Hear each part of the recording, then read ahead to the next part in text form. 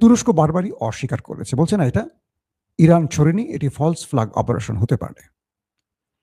তো তুরস্কের কি বলে নেটোর একটি আর্টিকেল আছে, আর্টিকেল 5, সেখানে বলা আছে যে নেটোর কোনো একটি দেশ আক্রান্ত হলে বাকি সকল দেশ সেই দেশকে রক্ষায় আসবে এবং যে আক্রমণ করবে তার বিরুদ্ধে যুদ্ধ ঘোষণা করবে।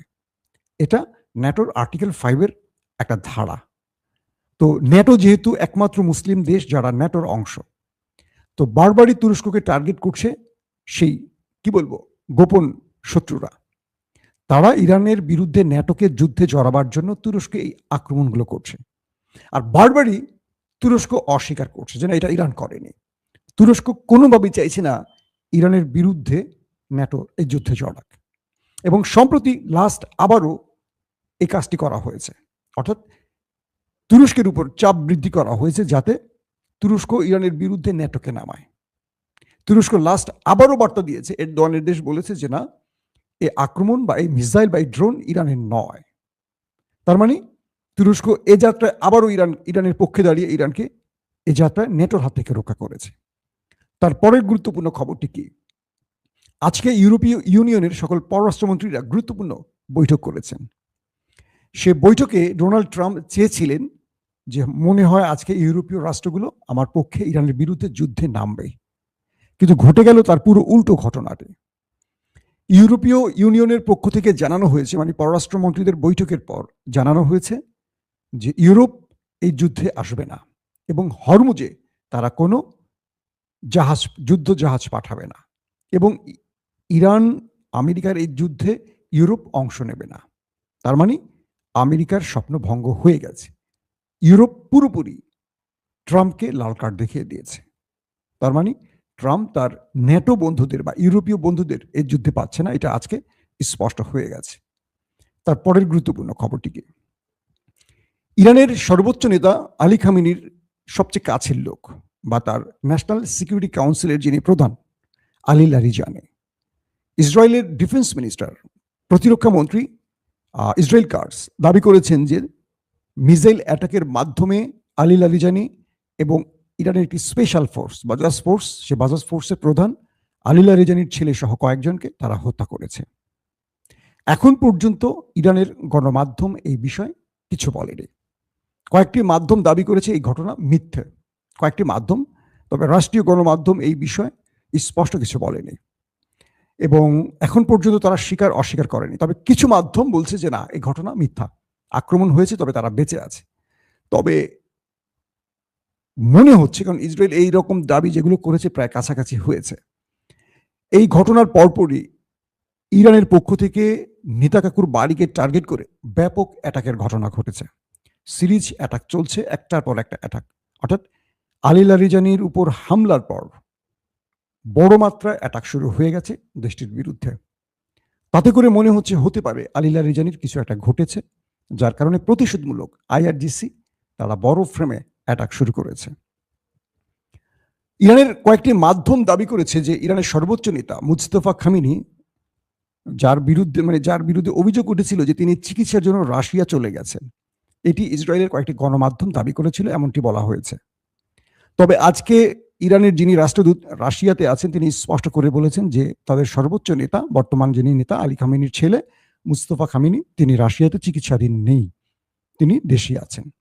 এবং মুস্তফা খামেনির পক্ষ থেকে যে বক্তব্যটি এসছে কয়েকটি গণমাধ্যমে ইরানের হাত ধরে, সেখানে বলা আছে আগামী 72 ঘন্টায় তারা বড় রকম আক্রমণ করতে যাচ্ছে এবং তাদের পক্ষ থেকে বলা হয়েছে মার্কিন স্বার্থ সংশ্লিষ্ট সকল স্থাপনা সবাই যেন এড়িয়ে চলে। অর্থাৎ এই বক্তব্যের পর এটি ধারণা করা যেতে পারে আলী লারিজানি হয়তো আর বেঁচে নেই। এখনো কনফার্ম ইরান বলেনি, বাট এই ঘোষণাটির পর মনে হচ্ছে একটা শক্ত জবাব দিতে যাচ্ছে ইরান। আগামী 72 ঘন্টা আমেরিকা ইসরায়েলের জন্য টেনশন, প্লাস আমেরিকা ইসরায়েলও এই সময়টিতে বড় রকম পাল্টা প্রতিঘাত করতে পারে ইরানে। একটা প্রশ্ন বারবার আসতে পারে যে ইরানের এই গুরুত্বপূর্ণ ব্যক্তিরা কোথায় আছেন, কিভাবে ওরা জেনে যায় ঘরে বসে? ইরানের ভেতরে এত পরিমাণ বিশ্বাসঘাতক প্রবেশ করেছে বা এত গুরুত্বপূর্ণ জায়গায় বিশ্বাসঘাতকরা আছে, যেটা ইরান আসলে এখনো নির্ণয় করতে পারছে না। গতকালকের খবরে আপনাদেরকে বলেছিলাম যে 500-র মতো ব্যক্তিকে গ্রেফতার করেছে ইরান, এর মধ্যে 250 জনই হলো রাষ্ট্রের গুরুত্বপূর্ণ পদে বসা ব্যক্তি। আর আজকে শুনছি আলী লারিজানি মারা গেছেন, যিনি একদিন আগে বলেছিলেন মুসলিম বিশ্বকে ঐক্যবদ্ধ হওয়ার জন্য। বলেছেন আজকে ইরান, এরপর অন্য কোনো দেশকে ওরা টার্গেট করবে। আলী লারিজানি স্পষ্ট বলেছিলেন যে ইরান সাম্রাজ্যবাদী নয়, ইরান তার আয়তন বাড়ানোর জন্য প্রতিবেশীর ভূমিতে প্রবেশ করবে না, করবে গ্রেটার ইসরায়েল তৈরিতে যারা স্বপ্ন দেখছে। আরবরা তোমাদের ঘুম ভাঙাও, তোমরা ইরানকে নয় শত্রু ভাবো সেই দেশটিকে যারা গ্রেটার ইসরায়েল স্বপ্ন দেখছে। তোমরা ইরানকে শত্রু ভেবে ইরানের বিরুদ্ধে কাজ করতে গিয়ে তোমরা নিজেরা ক্ষতি করছো। তোমাদের আহ্বান করছি ঐক্যবদ্ধ হও। কে বলেছেন? Ali Larijani. এর পরপরই তার উপরে হামলাটি হয়েছে এবং তার বর্তমান খবর এখনো আমরা জানি না। তিনি কেমন আছেন, বেঁচে আছেন না মরে গেছেন সেটাই স্পষ্ট জানা যাচ্ছে না। ইরানের মধ্যে যে এই বিশ্বাসঘাতকদের কথা বলছে, আলী খামেনি মারা গেছেন, তার অবস্থানটা কি করে তারা জানছে, কোথায় আছেন, কি অবস্থায়? আলী লারিজানি এই মুহূর্তে যুদ্ধের মাস্টার মাইন্ড বলা হয়। তিনি এই যুদ্ধের প্রত্যেকটা বিষয়কে কন্ট্রোল করছিলেন। আন্তর্জাতিকভাবে তিনি যতগুলো আলোচনা হচ্ছিল আমেরিকার সাথে বা বিভিন্ন দেশের সাথে, প্রত্যেকটা আলোচনা বা বৈঠকে তিনি প্রধান ছিলেন। তিনি দেশটির 3 বারের এমপি ছিলেন, স্পিকার ছিলেন এবং সর্বশেষ তিনি ন্যাশনাল সিকিউরিটি কাউন্সিলের সেক্রেটারি হয়েছেন। এই ব্যক্তি যিনি যুদ্ধ বন্ধে আমেরিকার সাথে আলোচনা করতে পারে বা যে কোনো দেশের সাথে তারা আলোচনা করবে, সেই ব্যক্তিকে মেরে আমেরিকা বা ইসরায়েল কি টার্গেট পূরণ করলো?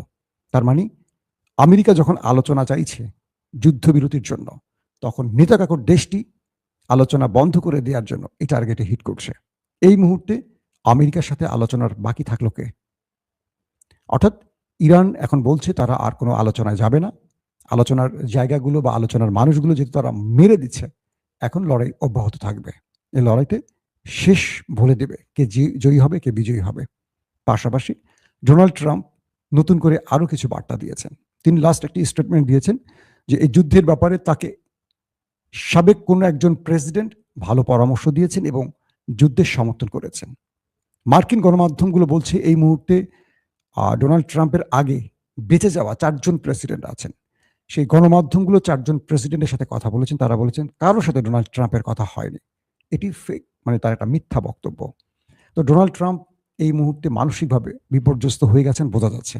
যা বলছেন সত্য বলছেন না মিথ্যা বলছেন তা তিনি জানেন না। পাশাপাশি তার অন্যতম বন্ধু নেতানিয়াহুর কোনো খবর নেই। আজকে পর্যন্ত আলী লারিজানি যদি মারাও যায়, ডিফেন্স মিনিস্টার ইসরায়েল কাটজ কথা বলছেন গণমাধ্যমে। কোথায় নেতানিয়াহু?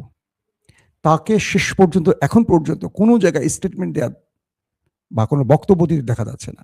শুধু তিনি বেঁচে আছেন এটা প্রমাণের জন্য এক এক জায়গা থেকে এক একটা ভিডিও আসতেছে, যে ভিডিওগুলোকে নিয়ে আরো বেশি গুজব ছড়াচ্ছে। যে কাজটি ইসরায়েল কাটজ করছেন ডিফেন্স মিনিস্টার, সে কাজটি কেন নেতানিয়াহু করছে না? সে কাজটি তো আগে তিনি করতেন। এগুলো নিয়ে আরো গুজব বাড়ছে। তিনি কি গুরুতর অসুস্থ, মানে আহত, নাকি ওপারে চলে গেছেন? এরকম নানান প্রশ্ন এখন আরো সামনের দিকে আসছে।